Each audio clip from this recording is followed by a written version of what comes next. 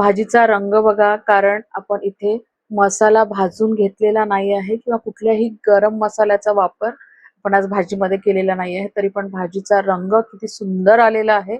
आणि रस्सा बघा, म्हणजे इतका परफेक्ट रस्सा झाला आहे ना. बघा किती दाटसर हा रस्सा एकदम आणि स्मूथ झालेला आहे, जो तुमच्या पोळीला भाकरीला कोट होतो किंवा भातासोबत सुद्धा खूप छान कोट होतो हा रस्सा.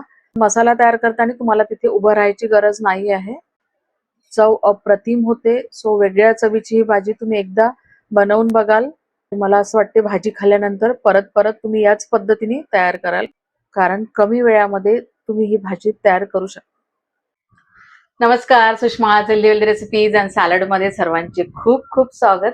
आणि आज आपण वेगळ्या पद्धतीने वेगळ्या चवीची अंडा करी तयार करतो आहे. म्हणजे स्वाद एकदम चांगला येतो, थिकनेस एकदम मस्त येते या करीला. तर झटपटही तयार होते, तुम्हाला तिथे खूप वेळ थांबायची गरज नाही, खूप असं बारीक कटिंग याच्यामध्ये नाही आहे. तर झटपट होणारी अंडा करी आपण पाहूया. पण त्याआधी जर तुम्ही माझ्या चॅनलवरती नवीन असाल किंवा अजूनही माझे चॅनल सबस्क्राईब केलं नसेल तर प्लीज चॅनलला सबस्क्राईब करा. रेसिपी आवडली तर जास्तीत जास्त लाईक करा, शेअर करा, तसेच बेल आयकॉनला पण क्लिक करा, जेणेकरून माझ्या नवीन व्हिडिओची नोटिफिकेशन पहिल्यांदा तुम्हाला येतील. आणि चला रेसिपी बघूया. इथे मी 8 अंडी बॉईल करून घेतलेली आहे. कुकरमध्येच बॉईल करा, 2 शिट्ट्यामध्ये चांगले बॉईल होऊन जातात. आणि त्याला फोकच्या साहाय्याने आपण असं थोडंसं टोचून घेऊया, म्हणजे काय होते, रस्सा जो आहे तो त्याच्या आतमध्ये जातो आणि अंड जे आहे ते खायला चांगलं लागतं. भाजीसाठी मसाला तयार करून घेऊया. त्यासाठी मी हे 4 कांदे घेतलेले, कांद्याची वरची सालं काढून घेतली आणि कांद्याला स्वच्छ धुवून घेतलं. म्हणजे मी मसाल्यासाठी जेही वापरणार आहे ना, ते सगळंच मी स्वच्छ धुवून घेतलेलं आहे. या डब्यामध्ये आपण जे जे टाकू ते सगळं मी धुवून वापरलेलं आहे. आणि त्या कांद्याला ना असे 4 कट मारून घेऊ. इथे आज आपण मसाला उकडून मसाला तयार करणार आहोत कुकरमध्ये, तर म्हणून असे 4 कट मारून घ्यायचे, म्हणजे कांदा आपला चांगला उकडल्या पण जातो आणि थंड व्हायच्या वेळेस पटकन थंड होतो. 2 टोमॅटो घेतले, तर टोमॅटोला सुद्धा अशा 4 काप लावून घेऊ, म्हणजे त्याची सालं पटकन निघतात आणि टोमॅटो पण लवकर थंड होतो. नंतर एक अख्खा लसणाचा गाठा घेतलेला आहे. गाठा लसूण सुद्धा मी स्वच्छ धुवून घेतलेला आहे. इथे मी लसूण जे आहे ते सोलून नाही घेतलं, कारण इथे पण वेळ, कारण सोलण्यात खूप वेळ जातो आणि माझ्याकडे थोडासा वेळ नव्हता, म्हणून मग मी लसूणही तसाच टाकून घेतला. पण स्वच्छ धुवून टाका आणि चांगला लसूण घ्या. 2 इंची आलं घेतलेलं, त्याची वरची सालं काढून टाकायची आणि त्याचे 2 तुकडे करून टाकले. 2 तिखटवाल्या हिरव्या मिरच्या आहेत, त्याला पण थोडंसं हातानेच कट केलेलं. नंतर कोथिंबीरीच्या काड्या आहेत, तुमच्याकडे नसेल कोथिंबीरीच्या काड्या तर थोडीशी कोथिंबीर घालून घ्या. 3 तेजपत्त्याची पानं आहे, छोट्या आकाराची आहे. नंतर एक मोठी वेलची घेतली, म्हणजे काळी वेलची जी आहे. नंतर 2 इंची कलमीचा तुकडा आहे, 2 लवंग घेतलेल्या, 2 बेडगी मिरच्या घेतल्या आणि ह्या 4 ज्या आहेत ते नॉर्मल गुंटूर मिरच्या आहेत. तर याच्यामुळे आपल्या भाजीतला रंग खूप छान येतो. 2 टेबलस्पून धणे घेतले, 1 टेबलस्पून जिरं घेतलं. थोडंसं हलवून घेऊया, म्हणजे आपल्याला जागा मिळते. आणि त्याच्यामध्ये 1 ग्लास पाणी घालून घेऊ. आणि आता आपल्याला हे कुकरला लावून घ्यायचं आहे. मला भात पण लावायचा होता, म्हणून मी खालच्या डब्यामध्ये भात लावून घेतला आणि वरच्या डब्यामध्ये आपला हा मसाला वाफवून होते. आता नॉर्मली भात जो आहे ते 2 ते 3 शिट्ट्यामध्ये होऊन जातो आणि आपलं हे तर काय 1 शिट्टी केली तरी पण हे वाफवून होतं, पण भात झाला पाहिजे म्हणून मी याच्या 2 शिट्ट्या करून घेणार आहे.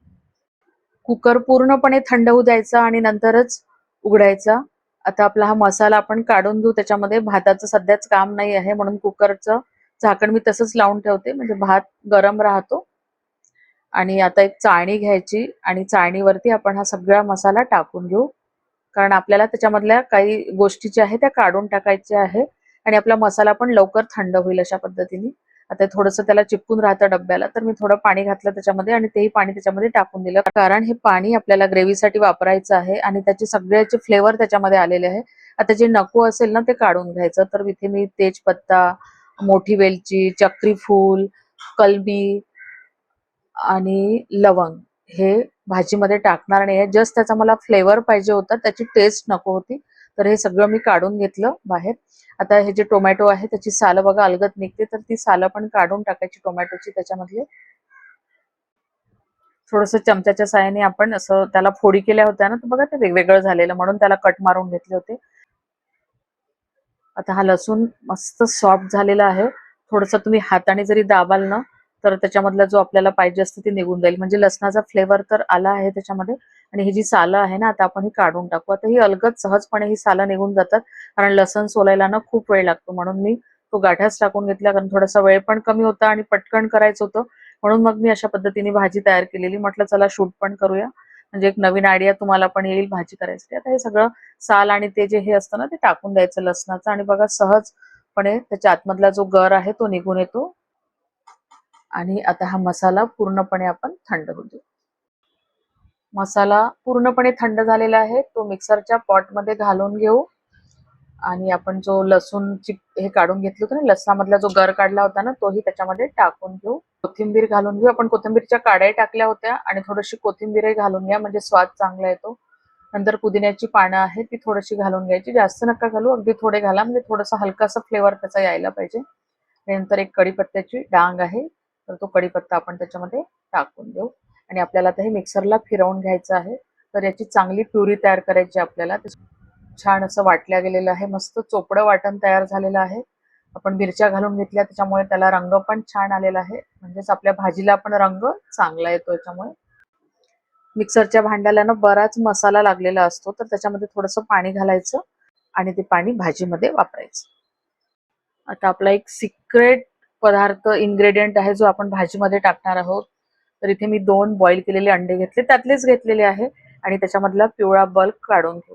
कारण काय होतं ना, बरेचदा मुलं हा पिवळा बल्क खात नाही, आणि आपल्याला भाजी थोडीशी चोपडी आली पाहिजे, चांगली अशी दाटसर आली पाहिजे, किंवा असं पाणी पाणी दिसू नये, म्हणून ना हे पिवळा बल्क त्याच्यामध्ये टाकून घ्यायचा, म्हणजे भाजी दिसायला खूप छान दिसते आणि अशी दाटसर पण होते. तर हा जो पिवळा बल्क आहे ना, थोडासा हाताच्या साहाय्याने त्याला कुचकरून घ्यायचं, म्हणजे आपल्या भाजीच्या रश्श्यालाही चव चांगली येते आणि रस्सा पण मस्त दाटसर तयार होतो. सगळं प्रिपरेशन तयार आहे. भाजी फोडणी घालून घेऊया. तर भाजीचा जो चमचा असतो, तर त्या चमच्याने मी 1.5 चमचा तेल घेतलेलं. तर तेलाचं प्रमाण जे आहे ते तुम्ही तुमच्या आवडीनुसार घ्या. आणि आपण आता हा तयार करून घेतलेली सगळी पेस्ट त्याच्यामध्ये टाकून घेऊ. सगळी टाकून घ्यायची, इकडे तिकडे लागलेली हाताच्या साहाय्याने काढून घ्यायची आणि ती त्याच्यामध्ये टाकायची. तर तेलाला जास्त गरम होऊ नाही द्यायचं. तेल थोडंसं गरम झालं की लगेच हा मसाला घालायचा. खूप तेल गरम झालं आणि तुम्ही हा मसाला टाकला ना, तर तो मसाला टाकेपर्यंत वेळ जातो, मग थोडासा तडतडतो. म्हणून अशा पद्धतीने हा मसाला घालून घ्या. हाय फ्लेमवरतीच हा शिजवून घेत आहे, कारण लवकर शिजायला पाहिजे. आता अर्धा चमचा त्याच्यामध्ये हळद घालून घेऊया. हळूहळू त्याच्यामधलं पाणी कमी होत आहे आणि तो असा दाटसर होत आहे. आता थोडंसं पाणी त्याच्यामधलं कमी झालं की लगेच ते आपण कुचकरून ठेवलेले पिवळे बल्क होते ना, ते त्याच्यामध्ये टाकून देऊ. आणि आता आपल्याला हे तेल सुटेपर्यंत शिजवून घ्यायचं आहे. तुम्ही बघू शकता हळूहळू कसा घट्ट होत चाललेला आहे. आणि हाय फ्लेमवरच करून घ्या, पण तुम्हाला तिथे कंटिन्यू फिरवायचं आहे तुम्ही जेव्हा हाय फ्लेमवर करून घेता. आपल्या मसाल्यानी कढई सोडलेली आहे आणि सहजपणे आपला मसाला इकडे तिकडे जातो आहे. कुठेही लागलेला नाही आहे कढईला मसाला, कारण मी नॉनस्टॉप तिथे फिरवत होती. आणि मी त्या याच्यामध्ये थोडंसं वाटीभर पाणी घालून घेतलेलं मिक्सरमध्ये, आणि ते पाणी आपण त्या मसाल्यामध्ये टाकून घेऊ. चांगलं फिरवून घ्यायचं, म्हणजे तो मसाला जो आहे तो असा एकजीव होऊन जातो. आणि आता त्याच्यावरती झाकण ठेवून आपण अर्धा ते 1 मिनिट फक्त या पाणी टाकल्यानंतर मसाल्याला शिजवून. तर तुम्ही बघू शकता, म्हणजे तुम्हाला दिसते की नाही माहिती नाही, पण असं थोडंसं तेल जे आहे ना ते सुटतं त्याच्यामधलं. आता त्याच्यामध्ये आपण परत पाणी घालून घेऊ. जे आपण गाळून घेतलं होतं ना पाणी, ते हे पाणी आहे. आता इथे तुम्हाला कन्सिस्टन्सी कशी पाहिजे तेवढं तुम्ही पाणी त्याच्यामध्ये घालू शकता. जवळपास मी याच्यामध्ये 2.5 ग्लास पाणी घालून घेतलेलं, आणि तुम्ही कन्सिस्टन्सी बघू शकता. आता ही परफेक्ट कन्सिस्टन्सी आहे. मीठ घालून घेऊया. तर 2.25 चमचे मी मीठ घातलं. तुम्ही तुमच्या चवीनुसार मीठ टाकून घ्या. आणि आता आपण ही अंडी त्याच्यामध्ये सोडून देऊ.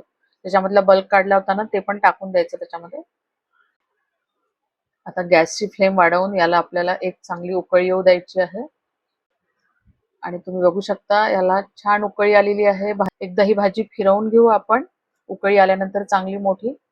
आणि आता गॅस जो आहे तो स्लिम वरती करून द्यायचा, आणि त्याच्यावरती झाकण ठेवून थोडा वेळ, म्हणजे 3-4 मिनिटच आपण शिजवून घेऊ. म्हणजे 3-4 मिनिट झालेले आहे. स्लिम वरती ही भाजी शिजवून घेतली. तर 3-4 मिनिट झाल्यानंतर मी गॅस बंद करून दिला, पण झाकण मात्र काढलं नाही. तशीच भाजी राहू दिली. तशीच भाजी राहू देऊ 4-5 मिनिट, आणि नंतर आपण झाकण उघडून बघूया.